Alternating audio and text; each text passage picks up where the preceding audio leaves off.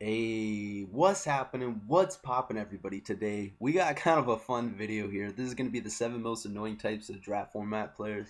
This is not to specifically flame people all over the internet. Not no shots fired, not none of that. It's pretty much a chill video just for fun and games. But these types of players you're gonna see maybe in yourself. So you might say, oh yeah, I do that time to time, or maybe we all know one of these guys, if not multiple guys, in pretty much every single league. So I'm gonna get straight into it. And so this is pretty much me. I'm not really gonna involve too many names here, but a couple shots fired here and there ain't nothing.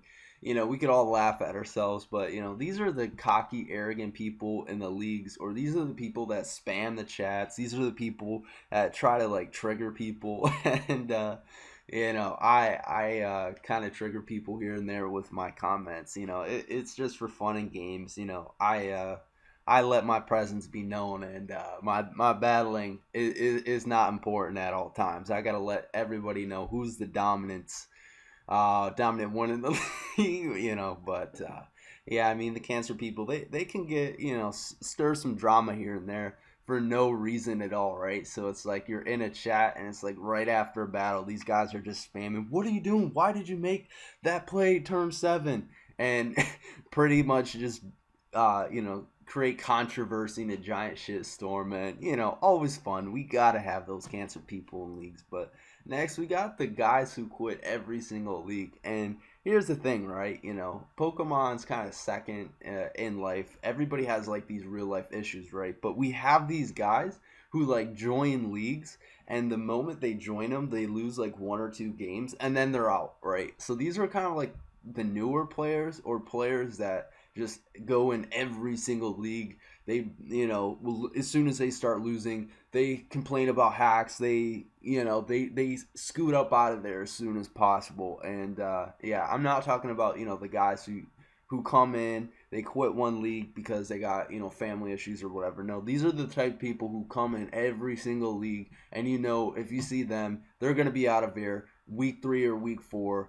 And yeah, those are pretty annoying. But next type of people, we got the mock battlers, right? So you don't really see these in like all the leagues, but you kind of see them in a decent amount of like really, really high caliber leagues. So these are the guys who are like, mock me, mock me, mock me. They spam everybody in the PMs. It's like, hey, I need a battle, and I gotta battle 20 mocks in order to beat this guy. And the thing with mock battles, right? I don't really do mock battles, and they're actually like good for a lot of people because you can kind of test your team around, and even if your opponent doesn't bring the exact team that you're gonna face, you might see one or two sets that your mock battler person might see that you'll get used to as when you're playing. So I mean, mocks are cool, and these aren't like the super super annoying people, but I don't know, it's kind of funny when it's like every single time it's like, all right, getting ready for another mock, let's do it. So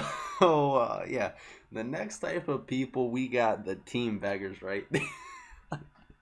The icon tells itself. So yeah, these are the type of people who are garbage at Pokemon and don't know how to build their own teams. So they ask everybody else to build for them. And it's like every single time it's like, build me a team, build me a team. They end up 0-8 in the beginning of the season.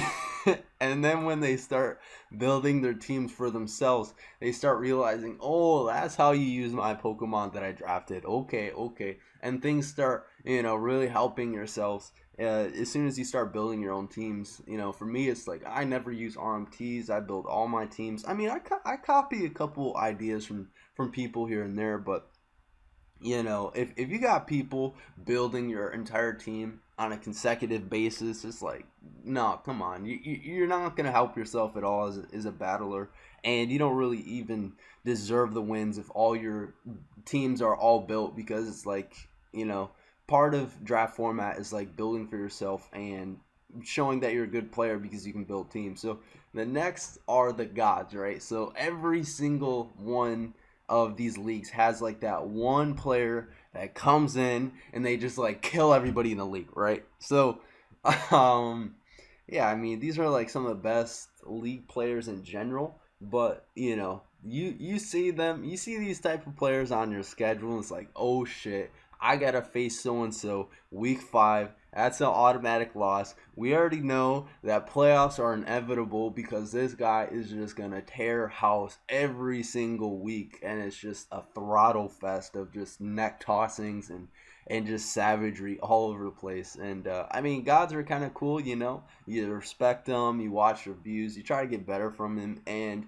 it's kind of it's kind of not the best always to be a god because like you got the biggest target on your back, or you know, if players get used to your play style, and if you can't mix things up, then you're gonna get tossed like any random week versus a guy who actually studies, you know, your battles. But you know, the gods are still kind of annoying. They come in and they just ravish all over the place, and the scrub players are just meant to just cry in a corner. So next we got the hacks magnets. These are players that, you know, I'm not talking about the guy who drafts tornadoes and they miss hurricanes here and there. I'm talking the guy who drafts like mega metacham and misses like 12 high jump kicks, or the guy who drafts semi stall and gets mammal swine flinch down every single turn, or the guys who okay, Trev hacks the king. I can't really think of, you know, his alter ego, but you know, just comes in if he needs a crit. There's a couple other gods that I know who get hacks on their side too, but you know, they come in the game, they build a team, you know, 5, 10, 15 minutes, they do, you know, good, you know, plays here and there, but when it comes down to it, they cross their fingers and they get the hacks, or they outplay their opponent all game and then they get flinched down. And it's honestly funny either way because Pokemon is, you know, it's Pokemon. It's a fun game, and hacks is always to be expected. But these specific guys, just you either feel like salty because it's like these guys always win because of hacks, or these are the type of players where it's like you feel so bad because it's like they're good players but they don't make playoffs or whatever because they just get hacks every single week and it sucks.